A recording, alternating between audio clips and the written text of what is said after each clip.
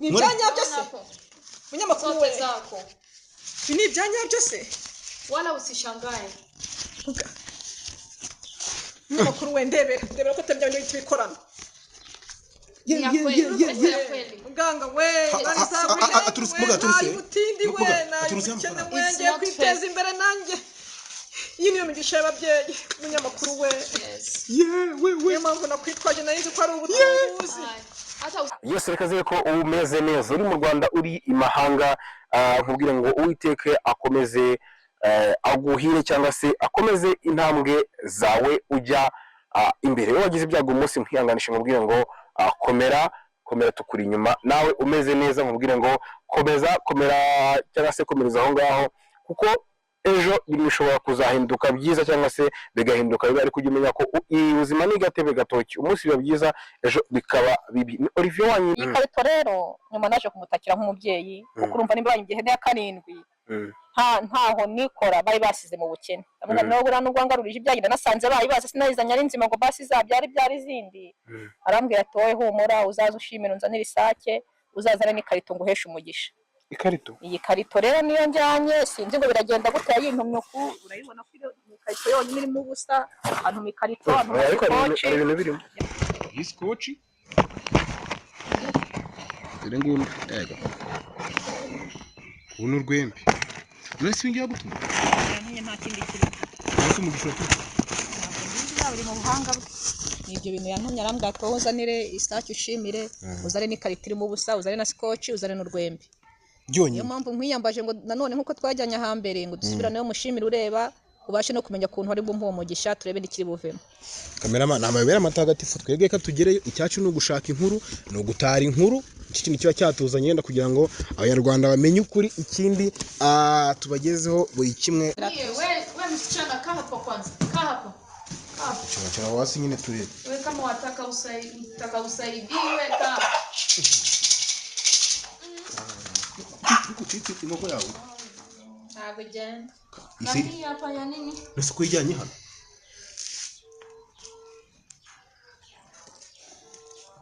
ayupo acha kumpigia wala usimsumbue iko na kazi kuna watu wanawasaidia huko nyuma ndio Mungu ni waragufasha nyine none se muga tuwasaidieje sasa na nyie nilishawaambia msingie hapa bila kuomba ruhusa nani kawaruhusu kuingia hapa murageza kuvuga icyongereza nicyo nyine tuba cyangwa se ikinyarwanda we nzi ko muvuga indimi zose who permitted you to enter in this house you know that you have to ask for permission first rakoza ngo ninde muntu wagwa burengaza kwinjira mu hano ni muganga mu kasa twafanye gahunda ya ina shida nta kibazo nyine tukomeze tumuhamagare se cyangwa muramfasha ababyeyi kuko namwe narababonye ku kibuga cy'indege muzi nahangaha bambwira ko rimwe mwamikazi wa hano sinzi niba mwanyemera mukamfasha nkababwira icyangenzaga kuko yari yampaye gahunda cyangwa se niba yasize abibabwiye tunaweza kukusaidia murakoze cyane gufasha ukamudukize rero muganga ndabona mpamagaye reka mubwire ko narigeze hano muga muraho neza ni wa muntu mwafashije ejo bundi kubona umujura wari wanyibiye ihene nubwo nasanze bayibaze rero narinje kubashimira babyeyi nzanye inkoko ariko nari nabasabye n'umugisha murambwira ngo nzazana ikarito irimo ubusa nabyo narimbizanye ariko ndahageze sanga ntimuhari mpasanze umwamikazi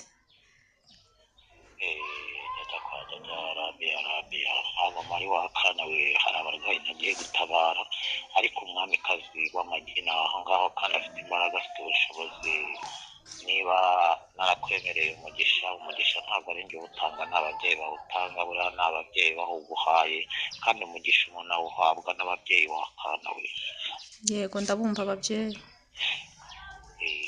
shyaba uranyubasha nagutumye ko uzazana ikarito ukazana rwego ukazana na scotch wabizanye nabizanye ndabifite yego ndakumva yego babyeyi barambwiye ngo ikarito nyibaye ikarito yishyire imbere y'umwamikazi noneho aguha umugisha nta kibazo.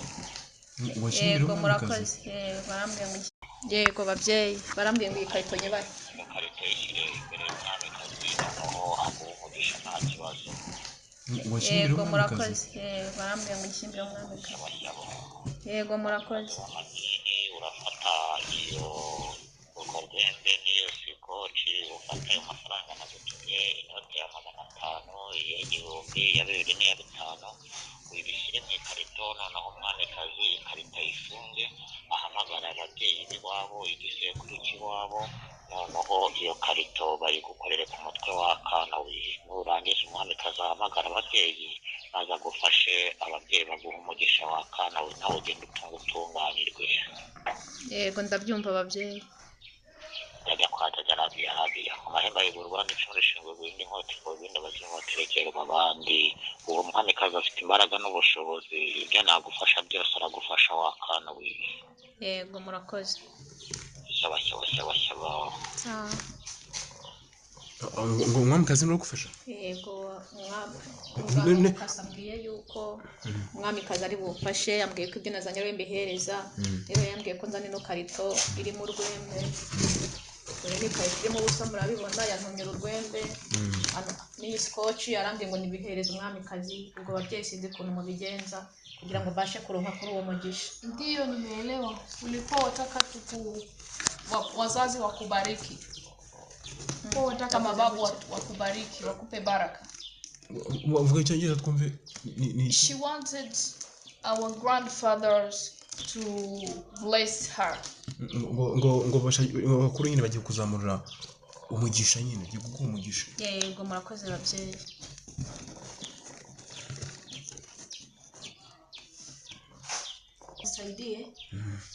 He wanted my grandfathers to bless her. First of all, I have to check it through this paper. She will tell me her full names. Mubwira amazina yose. Amazina yanjye nitwa Tuyishimire Esperance.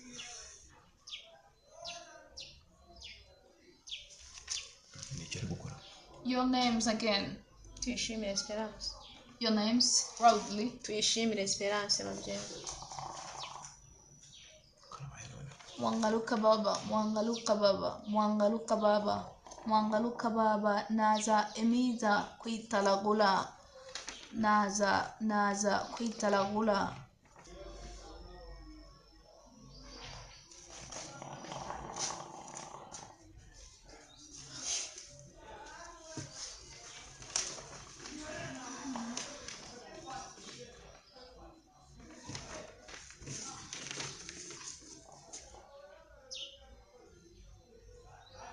Mwangaluka baba, mwangaluka baba,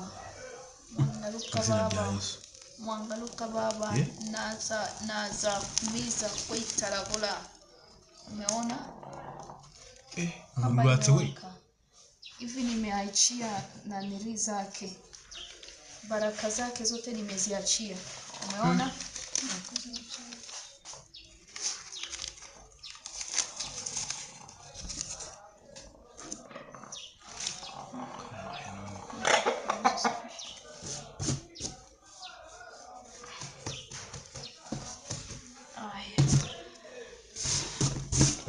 Allow me to bless you now. Umvisha umugore none ushimira n'abagore. Murakoze babyeyi. Ubu noneho imizimi yose sasa hivi wamekubali kubariki. Yes. Yagasai none. Yes. Ntabwo zitabuza kurya se? No, this is my grandfather agree with this action we are doing with her. Akamera uri mu nzara atanirukangiye. Mukomeze. Yes. Mwambie like my grandfather when he allowed hand back what he has taken. Yumvikana yuko izi ngizo baza gushyiramo n'imibiri by'imiyaga bero ko zikwica. Like tell her what I said. Nari naje mbyitwaje ni mu byakire babyeyi.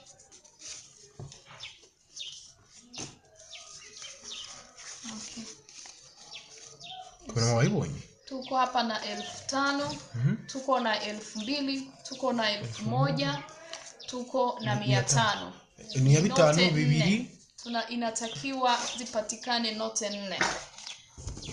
Hizi boxi liko wazi. Bakose kunyine nta kintu kirimo ngo bagiguhesha umugisha. Dore za note bashyizemo ya 5 y'igihumbi ni 500. Uzi bashyizemo nyine. Then there is something tena. Tuishime Esperance. Tuishime Esperance. Ni sasa majini karabaye.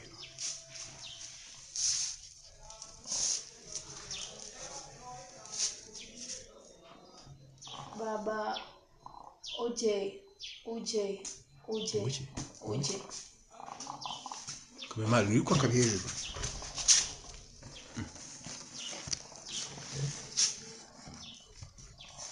Ebu asogelee hapa ni ili aone tunapenda kufanya. Unaweza kuimutu. Kwa kiwembe mwenyewe. Ebu kata huko juu. Ebu sogeza kamera huko. Hebu sogeza kamera huko ili ukaione vizuri anapoenda kufanya. Wote nadhani mnaona huko mbele.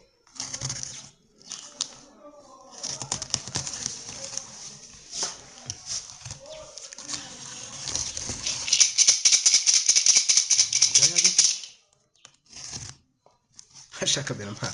Tigeza ture. Oya. Nishinde kubona. Ni serious? Kubona. Ni serious? Yes, we. Yo. Bini biki muganga we yaone. Wala usitikise. Fungua vizuri aone mwenyewe. Muganga we. Nyakoremo. Ni byanya byose. Munyamakuru we zako. Bini byanya byose. Wala usishangae. Munyamakuru we ndebera ko tabyanye bikorana. Muganga we turutse mwenge kwiteza imbere nanjye iyi niyo migisha y'ababyeyi munyamakuru we we mpamvu nakwitwaje narinzi ko ari ubutunzi hata usishangae wewe funga na nili yako funga zako nenda nayo nyumbani wezi kuwafunze wewe nenda nayo nyumbani ya kwako hii wazazi wamekubariki na kama if there is someone who is not agree that this is the really money it's a really not it's a really money you can go with this and to go try to check it go with this try to go and check it yes you check it before then you can cross your thing najyana biremewe of course go and check outside even you can go to the ubusa amafaranga arakora go to any bank and search it's a really not it's not fake nasimuga turutse he ngikama nkibariza turutse he do not ask me much things imamvu it's a blessing that's what the blessing from ancestors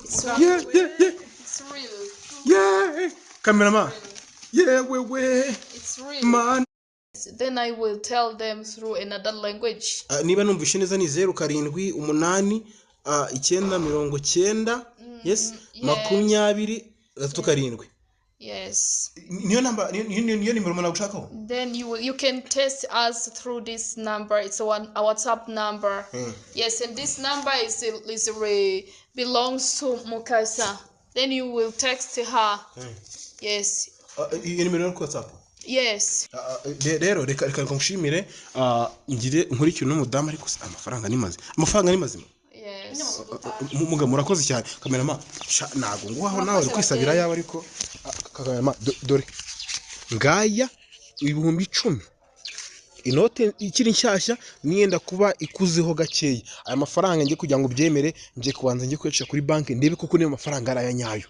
ariko ngiye ubyo mbibonye shana do genda nzambaho nawe ndika muri comment nibi bintu nawe bibonye cameraman reka dukoro kamera gusa ndakunda abanyarwandakazi ndabakunda uyu ni doctor turi kwa Dr Mukasa ko tuwasanze Dr Miza nawe umuganga waturutse hanze y'u Rwanda mwumvisha katavuga ikinyarwanda kumumva nabwo bisaba kunyenyeretsa cyangwa se yumva mu gake nago nzururimi rurenza